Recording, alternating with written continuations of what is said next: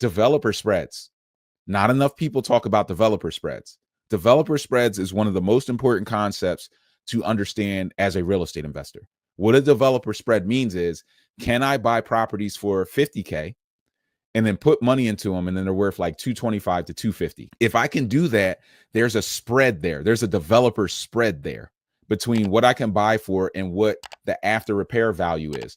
You can only make money as a real estate investor in markets that have good developer spreads.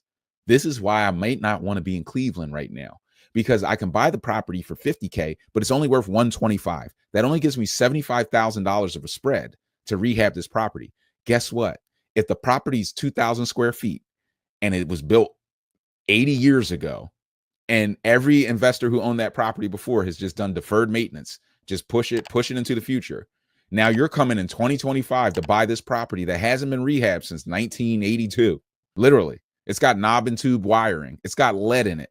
And a gut renovation costs $80 a square foot everywhere in the country, because the materials ain't coming from your state. They're coming, the lumber's coming from Canada. The kitchen's coming from China. The plumbing's coming from China, right?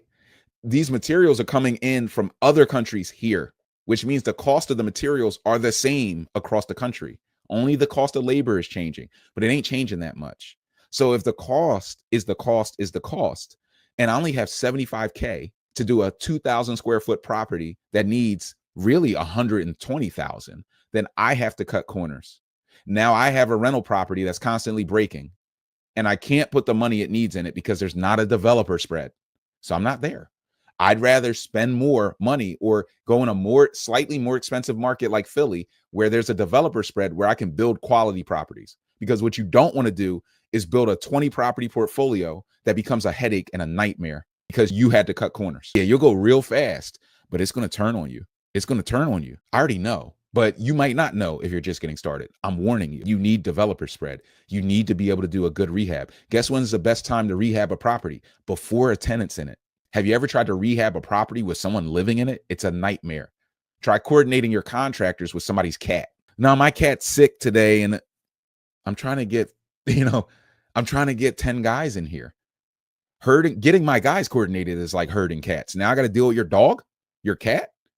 You didn't lock the dog up in the back room. We got to come back tomorrow. I'm like, gee, you're losing money and things are constantly breaking. You're bleeding your cash flow back into the property. If you want more, definitely tap into the boot camp. We'll be talking about that a bit more.